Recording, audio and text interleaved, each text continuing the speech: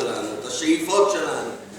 איך לקחת את התמונה האידיאלית הזאת ולהוציא אותה לפועל? איך לגרום לה להתממש בפיזיקל יוניברס, בעולם הפיזיקלי? מתאים? כן.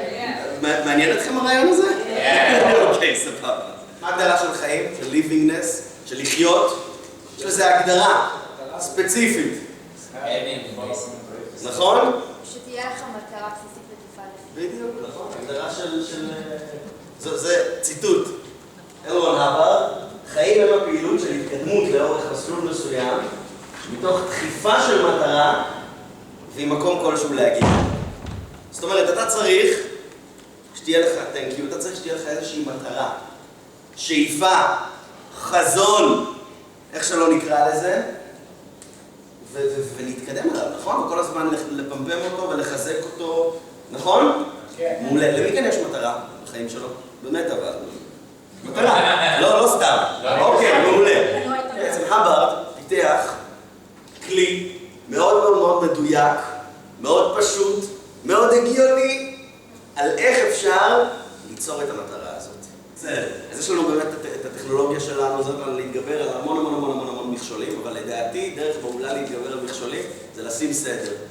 נכון? וסדר זה בעצם הטכנולוגיה של אדמין, של ניהול, של אדמיניסטרציה, מה שאנחנו בעצם מתעסקים איתו פה.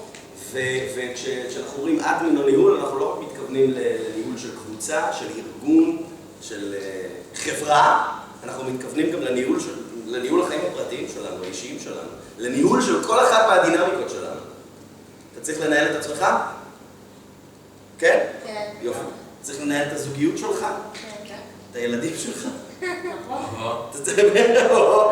בדיוק. צריך לשים שם אדמין, נכון? אנחנו בעצם משתמשים בטכנולוגיה הזאת בכל אחת מהדינמיקות שלנו. זה ממשי? הגיוני? סבבה. עכשיו, הטכנולוגיה שאברד פיתח לדבר הזה היא מאוד מאוד מאוד רחבה.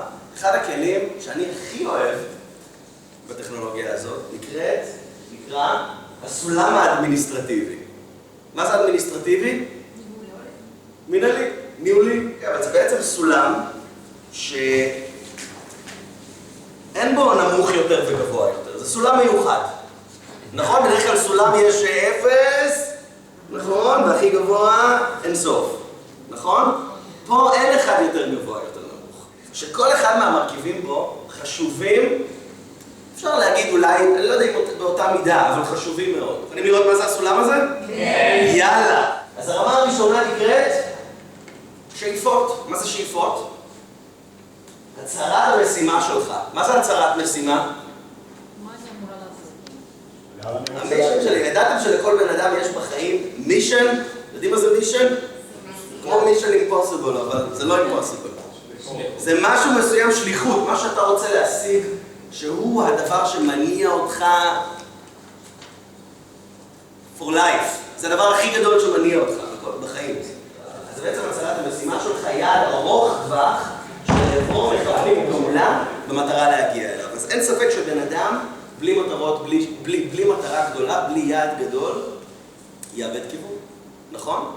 אם אתה לא מודע ליעד שלך או למטרה שלך, אתה גם מאבד כיוון. מה מונע מבן אדם להיות מודע ליעדים ולשאיפות שלו? הקייס שלו, המיינד שלו, נכון? שימו לב, יש פה משהו מאוד מאוד חשוב. רוב האנשים, התשומת לב שלהם נמצאת על המטרות הקטנות יותר האלה. אם הם אנשים פעילים יחסית, תשומת הלב שלהם נמצאת על אלה. אבל זה לא איפה שהתשומת לב שלהם צריכה להיות. נכון? איפה התשומת לב של בן אדם צריכה להיות? אוקיי? הגיוני? לגמרי. כי זה מה שמושך אותך לתוך העתיד. זה מה שמושך אותי. אוקיי? הצעד הבא, מה הצעד הבא? בוא נסתכל. הצעד הבא שבן אדם צריך למצוא עבור עצמו, לפני שהוא מתחיל לרדת לפרטים הקטנים, זה מוצרים סופיים בעלי ערך. מה זה מוצרים סופיים בעלי ערך? מה הוא רוצה להשיג שיהיה לו? זה מאוד מאוד מאוד חשוב בנקודה הזאת, אוקיי? כי מטרות, שאיפות, כל אלה יפים ונהדרים ומקסימים, אבל הם חייבים ליצור איזשהו כסף.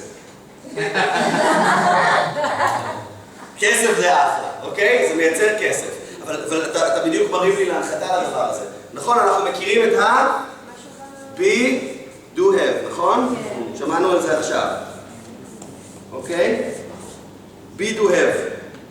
אז אתה צריך להיות משהו, נכון? להבין מה המטרות שלך והשאיפות שלך. נכון? אוקיי?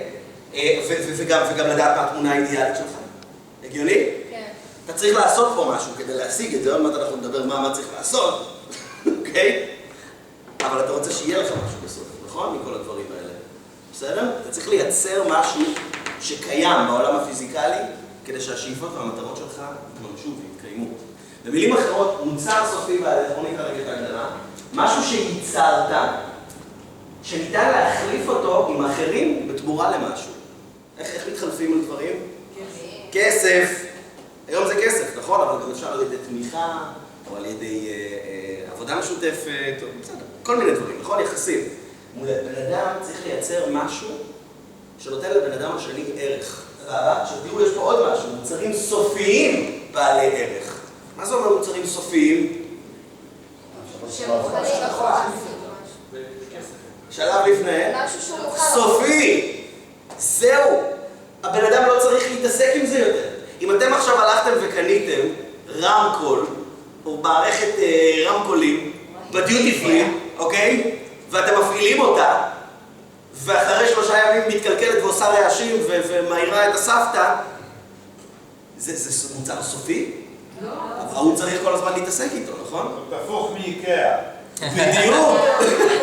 בדיוק! ממש! נכון? אז זה מוצר סופי, משהו שזהו, לא צריך להתעסק איתו יותר, זה עובד עצמאית, תודה. זה מוצר סופי.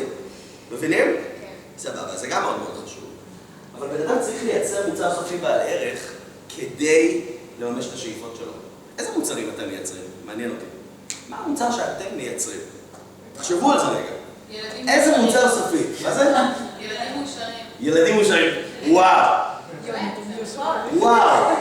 וואו! מוצר סופי מדהים. סטודנט. בחיים האישיים שלכם, בוא נסתכל. לא, אבל לא כשאתה לא, זה חיים אישיים שלך? כן. את כמוני שהחיים שלך זה העבודה שלך? כן, לא, ממש. בואי, כן. סטודנטים שיכולים ליישם ולהצליח במטרות שלהם בחיים. וואו! אבל מה שכן ניכנס אליו, זה איך להוריד את זה לזמן עובד. והדבר הזה נקרא רשימות ביצוע יומיות. מה שנקרא תוכנית קרב, באטל פלן, נכון? כולם מכירים פה את המושג הזה? את הסלנג הזה שלנו הברדיסטים? נכון? תוכנית קרב. איך אתה הולך, מה אתה הולך לעשות כל יום ויום? מי כאן כותב לעצמו כל יום תוכנית קרב? באמת אבל. אני לא יודעת מה איתך, אני רואה את זה כאילו חלק בלתי נפרד מהיום שלי. אין לי ברירה אלא לכתוב את זה. עכשיו אני רוצה לעשות איתכם תרגיל קטן. מוכנים? כן. יאללה. אז קחו דף ועט, אוקיי? אנחנו קודם הסתכלנו על התמונה האידיאלית שלנו, נכון? כן. סבבה, מעולה. תשמרו אותה ככה אצלכם בראש. בסדר? ואני חושב שזה משהו שאנשים בדרך כלל לא עושים אותו, או לא שמים תשומת לב אליו, אבל זה לדעתי אחד הדברים הכי חשובים שיש. זה הכי מפקס אותך בעולם, לגבי מה שאתה רוצה לעשות. בואו תכתבו, מה המוצרים הסופיים בעלי הערך שלכם, כרגע בחיים, אוקיי? ואחר כך תכתבו מה המוצרים הסופיים בעלי הערך שאתם רוצים לייצר, אם אתם לא מייצרים אותם כרגע. אם אתם לא מייצרים אותם כרגע. זוכרים איזה מוצר סופי בעל ערך? אני יכול למשל לכתוב המוצר הסופי, אני אתן לכם דוגמה שלי, בסדר? ואתם תעשו בעצמכם. המוצר הסופי בעל הערך שלי זה אנשים שטיפלו במה שהם באו לטפל בו ומרוצים מזה עם סיפור הצלחה. זה מוצר סופי בעל ערך? כן. יפה, מדהים. עוד מוצר סופי בעל ערך שלי זה אנשים שעברו הכשרה כאודיטורים ויכולים לתת סשנים ולעזור לאנשים. זה מוצר סופי בעל ערך? כן. יפה. איזה עוד מוצר סופי בעל ערך? מרכזי לייב פאוור שפועלים ומשגשגים והולך להם טוב ועוזרים להרבה אנשים. זה מוצר סופי בעל ערך, נכון? אבל זה לא בדינמיקות אחרות, דינמיקה שנייה. זה יכול להיות בדינמיקה שנייה, אוקיי? בשבילי בן זוג מרוצה ושמח וטוב לב עם בטן מלאה. זה מוצר סופי בעל ערך, נכון? יפה, אז חבר'ה, יאללה, בואו תעשו את זה, קדימה, אנחנו רוצים ללכת לים. אז בואו תכתבו את המוצר הסופי בעל הערך שאתם מייצרים כרגע, ומה המוצרים סופיים בעלי ערך שאתם רוצים לייצר? שאתם עדיין לא מייצרים או שאתם צריכים לעבוד על זה?